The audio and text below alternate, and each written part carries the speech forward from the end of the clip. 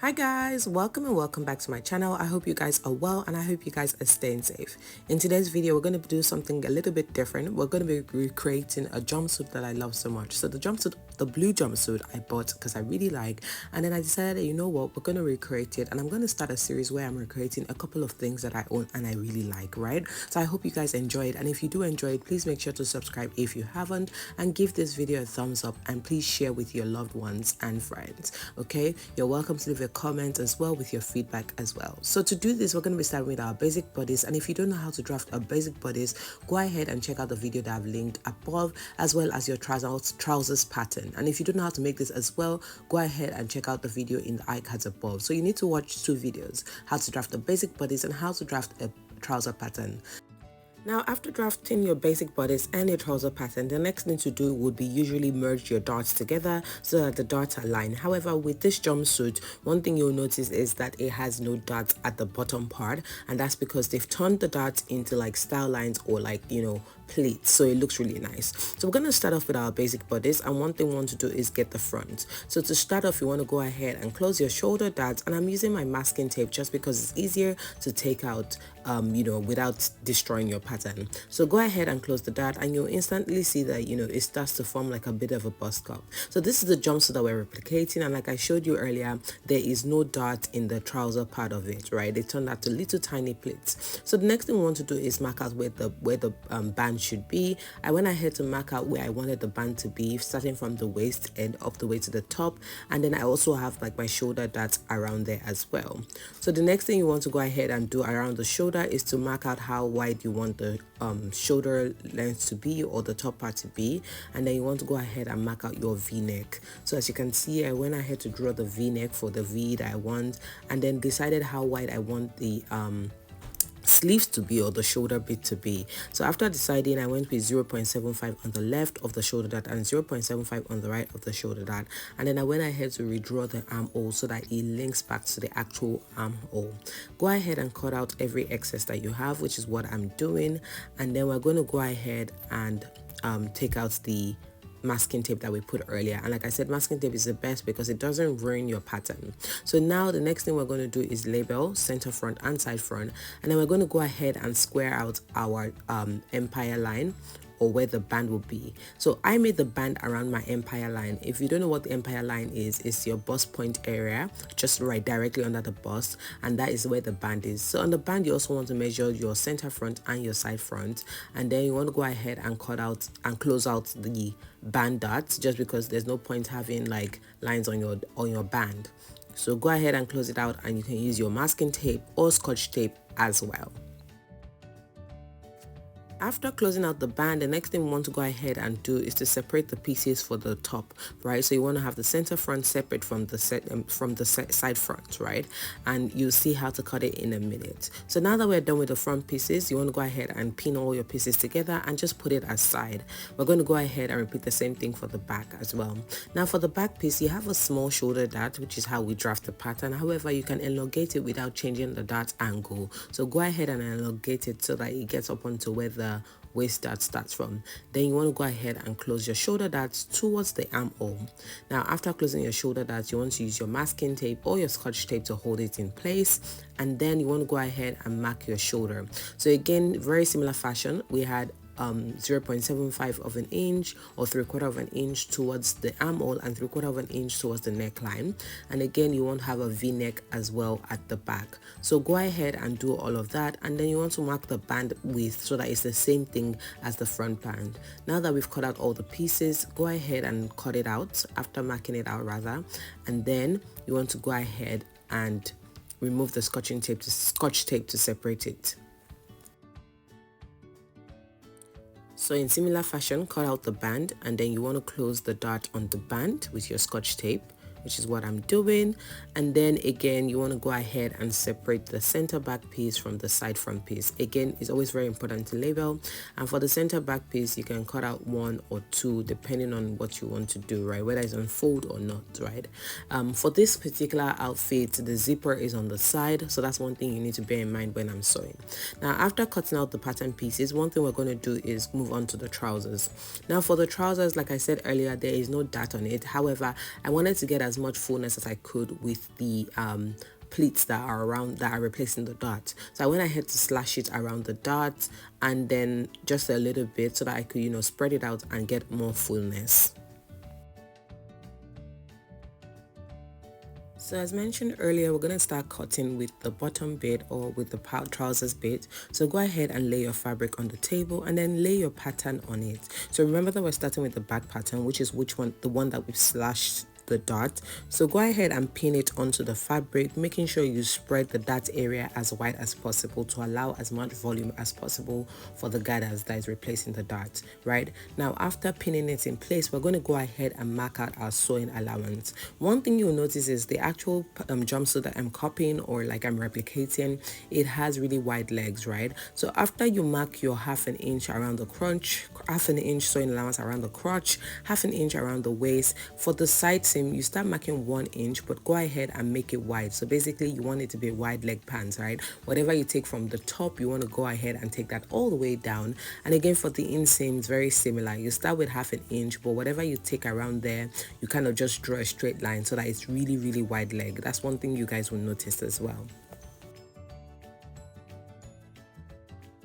After marking out the allowance around the sides, the crotch and all the other parts, it's very important that you mark out the allowance around the hem, right? So for me, what I like to do is I like to fold it in place just to check what I want. And after I check what I want, I then go ahead and mark it out and then cut out all the excess. As you can see, there's literally no excess here because Ankara is 50 inches by length. We want to go ahead and move to the front. So go ahead and slash the front piece as well around the dot and then go ahead and pin it onto the fabric that you want to use and then go ahead and mark out the allowances. So very similar fashion around the sides, you want to go ahead and just take a straight line from, you know, the 1 inch allowance you mark, ½ inch around the crotch, and then you want to go ahead and mark ½ inch around the waist to join it together, and around the inseam ½ inch, but then take it down with a straight line, which is what I'm showing at the moment. And the reason we're doing this is so that we have a really wide leg. At the hem, whatever you marked for the other hem, you want to go ahead and mark it and place, and then after doing that, go ahead and cut out your front trouser piece as shown. Alright guys, this is a quick reminder for all of you who haven't subscribed. Please do well to hit the subscribe button, the notification bell, and please make sure to share this video with your loved ones, family and friends. Make sure to let them know that they can subscribe to the channel, and I would love to have you guys as part of the family. Thank you. Alright guys, so after cutting out the main fabric, we want to go ahead and draft the part for the pocket. So go ahead and fold it over like I said. The pocket is a bit different from the pocket I usually do. As you can see, there's already a red marker on the pattern, and that's what I use for the regular pocket where you cut it out. However, this pocket is embedded in the side seam, so it's slightly different. So we're going to go ahead and trace out the outline of the pattern, which is what I'm doing now. And we traced it out up until where we wanted the pocket to be really, right? Just trace that all the way down. And the reason I did this is I wanted to know what to use for the pocket. So for the pocket at the top, I marked 2.5 inches, and on the side I wanted to mark where the pocket should end, and then go ahead and mark the pocket shape where you put your hand so that it's just like deep, right? Now after doing that, on the top I marked 2.5 inches, and then from 2.5 inches I marked 7 inches, and this is so that we have the gap for you to insert your hand. Now for the pocket, go ahead and cut it out, and we're going to go ahead and mark out, you know, cut out pieces of fabric. We're going to need 4 pieces for this one. So like I said, after cutting out the pocket, we're going to go ahead and fold it and cut out the fabric.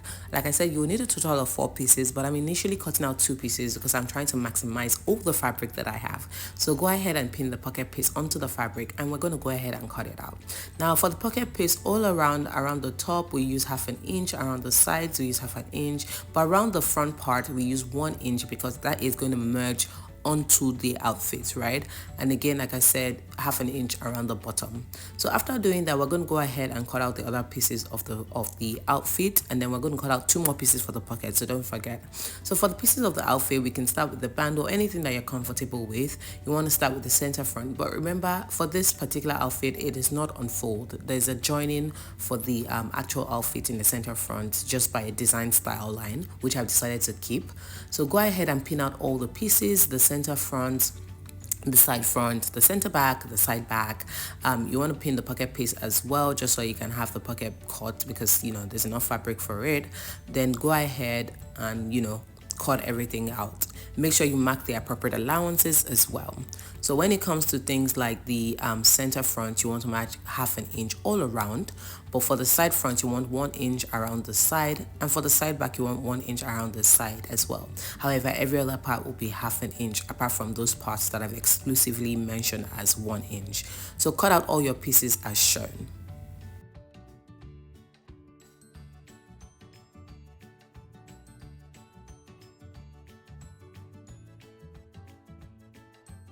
And don't forget to cut out the 2 extra pieces for the pocket. Now after doing that, we're going to go ahead and cut the band, and for the band it's very important that you cut it on fold, and again it's very important that you do cut out 4 pieces for the band.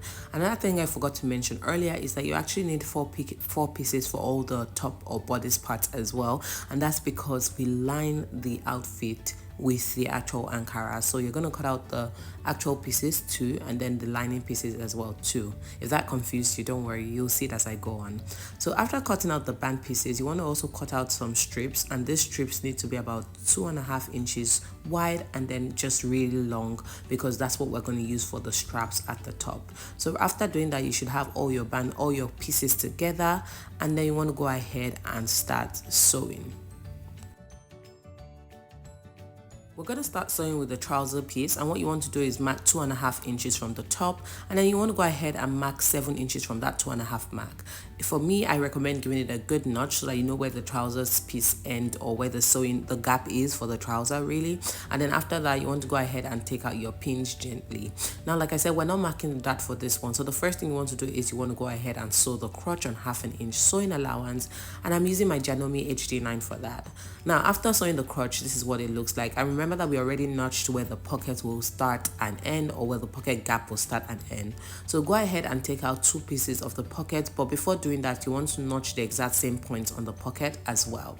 Now take out 2 pieces of the 4 pieces of fabric that we have, mark out the right and the wrong sides, which is what I'm doing, and then go ahead and take 1 piece to sew onto the trouser piece. Right now, when you're sewing on the trouser piece, you want to go ahead and sew it on 1 inch, which is what I'm doing, all the way from the top all to the bottom, and you want to repeat that on the other side as well. After sewing the 1 inch, that's what it looks like. Make sure to top stitch as well, and that's what it looks like after top stitching, right? And when you fold it in, this is what it will look like. That's why I was saying that this pocket is slightly different from the other ones, where you kind of see the pocket visibly. Alright guys, so you want to go ahead and move on to the back piece, and for the back piece we're going to do it in similar fashion. Take out all the pins that you have, and then you want to go ahead and start by sewing out the crotch. Okay, so after sewing out the crotch, again for the crotch you're going to be sewing in a 1/2 inch sewing allowance. We want to go ahead and move on to the pocket, and for the pocket you want to first mark the 2.5 inches from the top, and then from that 2.5 inches mark you want to mark another 7 inch to represent the pocket gap and all of that, right? So now that's done, sew the crotch by 1/2 inch like I mentioned earlier, and again don't forget to notch the pocket piece so that it aligns with the front piece as well. Alright guys, so now you want to pay attention. When you place the pocket piece on the back piece, you want to go ahead and make sure the 2.5 inches and 7.5 inches mark that we have align and pin it in place. Do the same thing that we did for the front, just sew it in place, but this time you don't need to top stitch. Now after sewing it in place, you want to open it like this, and then you want to go ahead and place the front piece on it. At this point they should align for the front and the back pieces. Now what you want to do is make sure you pin it in place, and we're going to go ahead and pin around the 2.5 inch mark and the 7 inches mark at the bottom.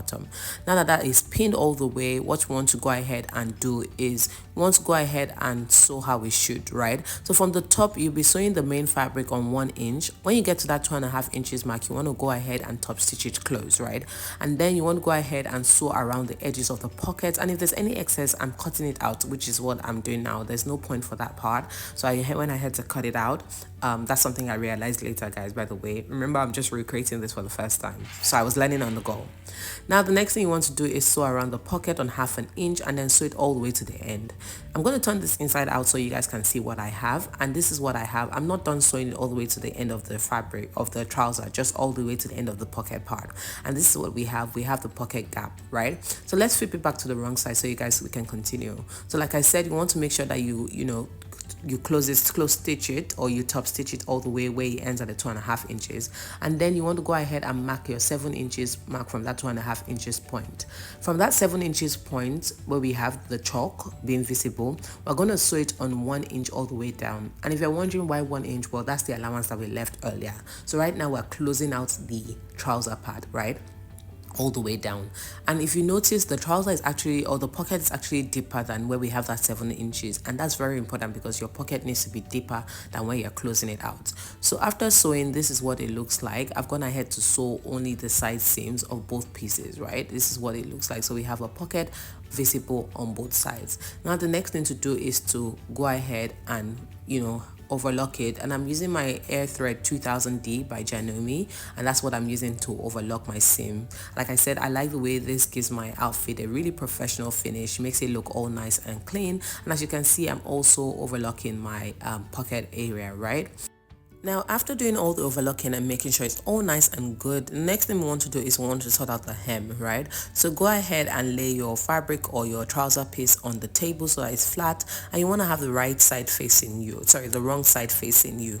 Go ahead and fold it over as you've left the hem allowance. So whatever you left for the hem allowance, go ahead and fold it over as it should be, and then go ahead and pin it in place and sew the hem in place. So with this one, it's a really straight line, so just go ahead and sew the hem. After sewing the hem, this is what it looks like. I went ahead to give it a good iron as well, right? And the next thing we have to do is we want to go ahead and then sew the inseam. So for the inseam, you want to lay this on the table so you have the front and the back side on each other. And then you want to go ahead and find the crotch area, the middle part, right? And from there, you want to go ahead and pin it in place and work your way down all the way to the hem. So it's very important that it aligns at the crotch, pin it in place, and then start working your way down, which is what I'm doing, pinning it in place. And for this part, we're going to be sewing it on 1/2 inch sewing allowance, which is what we've left. But remember that we did make it wider so that we could have the wide leg pants.